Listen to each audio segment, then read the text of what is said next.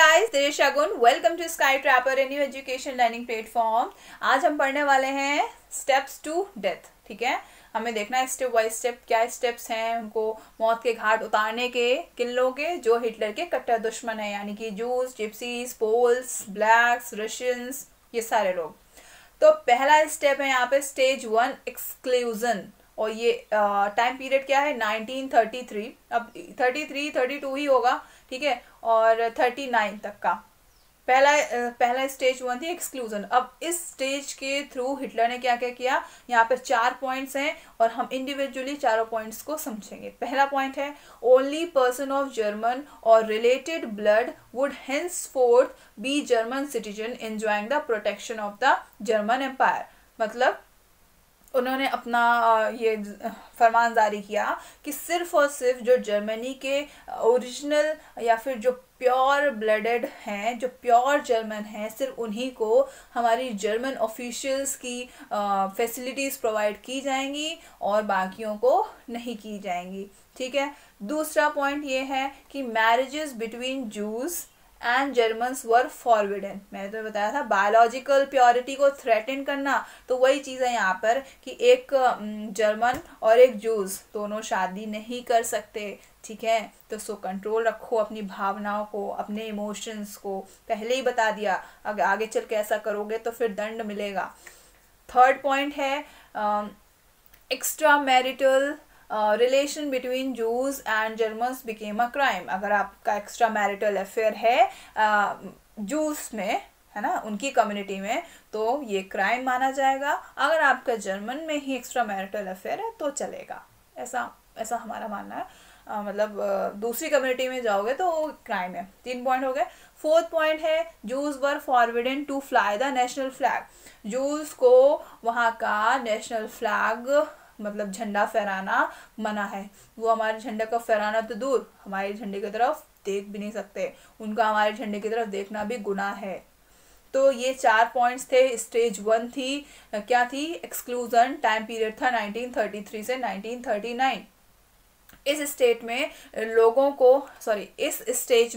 लोगों को अलर्ट कर दिया गया कि तुम्हारे लिए ये सारे प्रावधान हैं, इनको तुम्हें फॉलो करना पड़ेगा, और अगर नहीं करोगे तो तुम्हारे लिए आगे भी कुछ स्टेजेस बनाई गई हैं.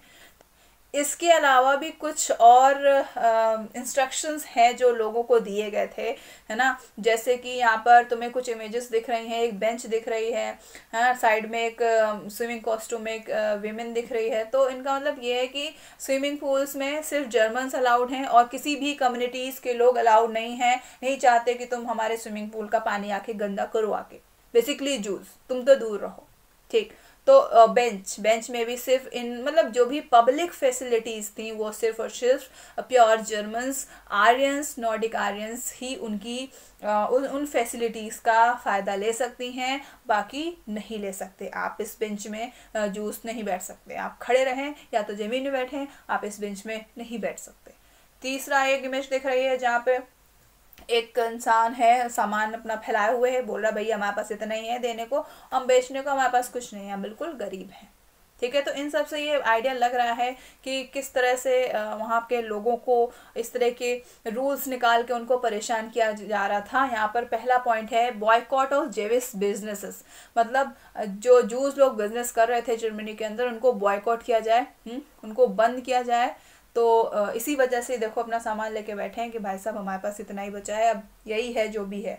सेकेंड पॉइंट है एक्सपल्सन फ्रॉम गवर्नमेंट सर्विसेज. मतलब उनको जो गवर्नमेंट की जो सुविधाएं थी उनसे उनको दूर रखा जा रहा था. मतलब कि उनको वो सुविधाएं जो सरकार की तरफ से जो सुविधाएं मिलती थी उनसे उनको वंचित किया जा रहा था, यानी कि उनको वो सुविधाएं नहीं दी जा रही थी.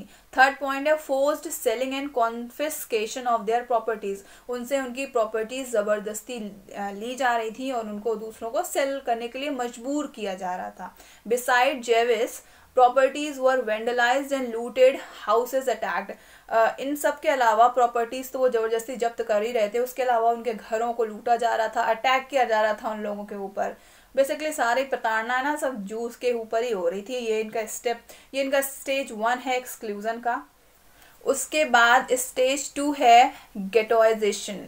टाइम पीरियड है 1940 से लेकर 1944, 4 साल का टाइम पीरियड है। और ये गेटोइजेशन क्या है, ये गेटोस से रिलेटेड है। बेसिकली यहाँ पर गेटोइजेशन का मतलब गेटोस से रिलेटेड है, जहाँ पर लोगों को उनकी बेसिक नीड्स नहीं मिलती थी। एक ऐसा जगह, एक ऐसा इलाका जहाँ पे लोग बहुत ही ज़्यादा गरीबी और बहुत ही ज़्यादा कॉम्प्लिकेटेड एरिया में सरवाइव करते थे। ठीक है, तो यहाँ पर लिखा है you have no right to live among us, तुम लोगों को कोई राइट नहीं है हमारे साथ रहने का। कौन से लोग? जूस और अदर कम्युनिटीज के लोग जिन्हें हिटलर पसंद नहीं करता था। First point, from September 1941, all Jews had to wear a yellow Star of David on their breast। मतलब कि सितंबर 1940 याद है, ट्राइपार्टाइट पैक्ट साइन हुआ था जापान और जर्मनी इटली के बीच में, याद रखना। तो ये उस वक्त का टाइम है जहाँ पे सारे जूस को येलो कलर का एक स्टार ऑफ डेविड पहनना पड़ता था, ताकि उनकी आइडेंटिटी, उनको पहचाना जा सके कि ये जूस हैं। ठीक है, दूसरा पॉइंट है कि उनकी ये आइडेंटिटी, जो वो येलो स्टार पहनते थे, तो उनकी ये आइडेंटिटी उनके पासपोर्ट, उनके लीगल डॉक्यूमेंट्स और उनके हाउसेस में लगा दी जाती थी कि ये इनकी आइडेंटिटी है जूस लोगों की। ठीक है, तीसरा पॉइंट है कि उनको गेटोस में रहने के लिए मजबूर किया जाता था कि आप गेटोस में ही रहो, आपके लिए वही जगह सुटेबल है, वहीं रहो, आप वहीं रहने के लायक हो। फिलहाल तो आप एग्जिस्ट नहीं कर सकते, लेकिन हम आपको थोड़ी सी मोहलत दे रहे हैं, आप गेटोस में रहिए। फोर्थ पॉइंट यहाँ पर ये है कि जूस से कहा गया कि आप सबसे पहले अपनी ज़मीन जायदाद सरेंडर करें, जितना भी आपके पास धन दौलत, घर, गाड़ी, बंगला जो भी है, सब हम लोगों को दें। उसके बाद आप आराम से टेंशन फ्री होके गेटोस में जाइए। ठीक है, तो ऐसा देखा गया कि कुछ दिन बाद गेटोस वर ब्रिमिंग का मतलब भर गए। किस चीज़ से? हंगर से, भूख से, स्टारवेशन, भूखमरी से, एंड डिसीजेस से। ठीक है, ड्यू टू डेप्रीवेशन, यानी कि जो इनकी एसेंशियल नेसेसिटीज़ होती हैं वो इनको नहीं मिल पा रही थी। पुअर हाइजीन का मतलब बहुत ही ज़्यादा वहाँ पे हाइजीन का बिल्कुल भी ख्याल नहीं रखा जा रहा था, है ना। तो यही सारी चीज़ें थी कहाँ पर? गेटोस में। और ये सारे प्रताड़नाएं किसके लिए थी? जूस के लिए। तो अब तीसरी स्टेज है एनिहिलेशन। एनिहिलेशन का मतलब होता है कंप्लीटली डिस्ट्रक्शन, है ना, पूरी तरह से डिस्ट्रॉय करना। तो ये कब की बात है? 1941 के बाद का जो टाइम पीरियड है तब का। ठीक, पहली चीज तो इनको कहा गया था भैया कि आपको एज अ सिटीजन हमारे यहाँ रहने का कोई अधिकार नहीं है, आपके लिए ये नियम कानून है। दूसरे स्टेप में इनको कहा चलो आप यहाँ नहीं रह सकते तो आप गेटोस में रहिए। अब तीसरे स्टेज में कहा कि नहीं, आप गेटोस में भी रहने के लायक नहीं है, आपका तो कंप्लीटली डिस्ट्रक्शन करना है, आपको पूरी तरह से खत्म करना है। तो अब क्या किया, इन लोगों को कम्प्लीटली ख़त्म करने के लिए क्या किया इन्होंने? जूस को उनके घरों से लाया गया और कॉन्सेंट्रेशन कैंप्स, गेटोस और different parts of the Europe were brought to death factories by good trains.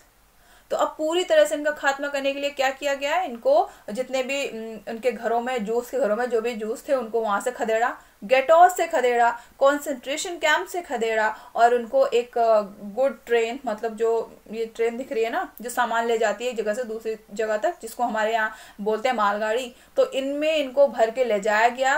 एक डेथ फैक्ट्री ले जाया गया, यहाँ पर लिखा है ना, factories of death factories by good trains. Good trains के जरिए, गुड्स का मतलब यहाँ पे सामान है, ठीक है, गुड्स ट्रेन के जरिए इनको डेथ फैक्ट्रीज ले जाया गया और वहां पर इनको मार दिया गया फाइनली। ठीक है, सेकेंड पॉइंट में जो कुछ भी लिखा है वो बहुत ही ज्यादा पेनफुल है। मतलब लिखा है in Poland and elsewhere in the east, Poland में और कहीं भी ईस्ट में जो जगह के नाम लिखे हुए हैं, ऑस्विच, बेल्जेक, सोबिवोर, चेर्नो, ये सारी जगह, यहाँ पर लोगों को ले जाके गैस चैम्बर में ले जाके जलाया गया, मारा गया, बहुत बुरी तरह से उनका खात्मा किया गया। बहुत ज़्यादा पेनफुल रही हैं ये सारी चीज़ें।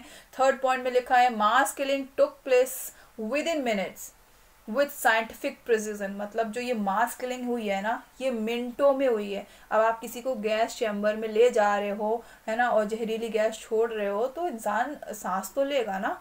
1 मिनट तक सांस रोक लिया, मान लो मैक्सिमम 1 मिनट तक उसने अपनी सांस रोक ली, उसके बाद क्या, जैसे उसने सांस ली और वो मर गया। है ना, जहरीली गैस सूंघ के मर गया, उनको जलाया गया, ये मतलब बहुत बुरी तरह से उनको मारा। देखो तुम्हें कुछ इमेजेस दिखाते हैं।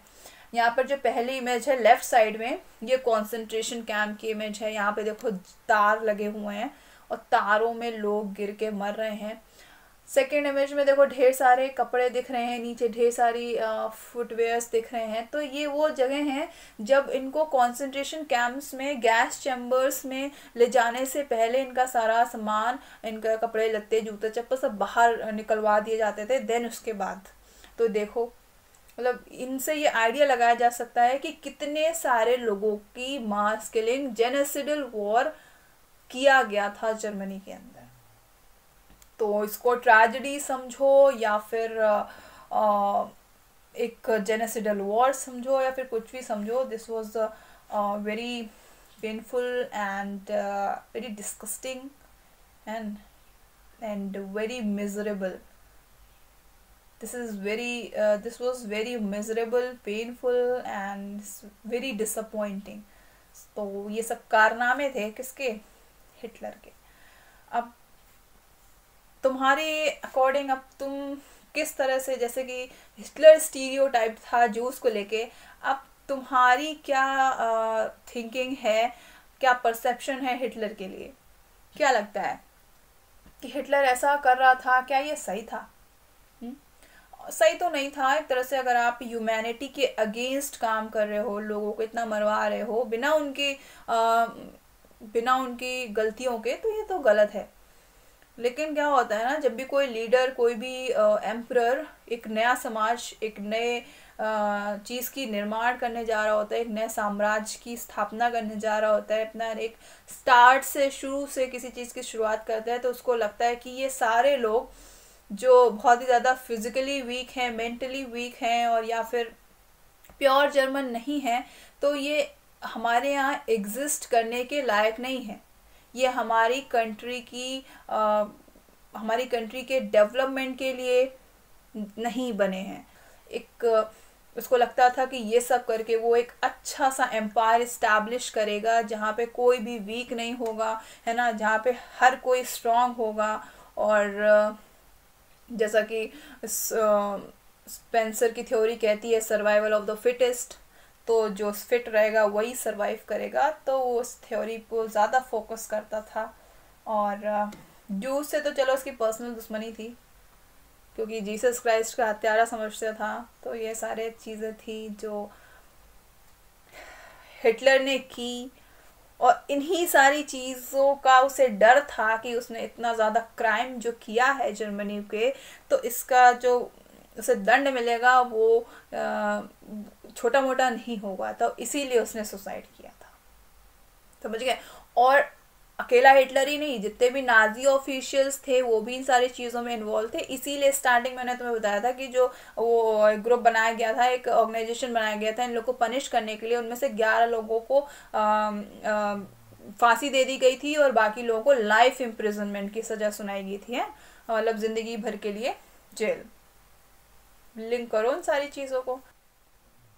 So these are the 3 stages, or we can say steps to death. First one is exclusion, second one is ghettoization, third one is annihilation. ठीक है, तो इसमें तुम्हें इतना डिटेल में एग्जाम में नहीं पूछा जाएगा, बस तुम्हें पता होने चाहिए कि ये 3 स्टेजेस कौन सी थी और इनका टाइम पीरियड क्या था। वैसे टाइम पीरियड भी नहीं पूछा जाता है, लेकिन फिर भी आइडिया होना चाहिए, और आइडिया होगा, डेफिनेटली आइडिया होगा, क्योंकि 1932 पे वो राजा बना और 33 से लेकर 45 जब वर्ल्ड वॉर 2 एंड हो गया, उसी बीच के ये सारे कारनामे थे जो हिटलर ने जर्मनी के अंदर किए थे।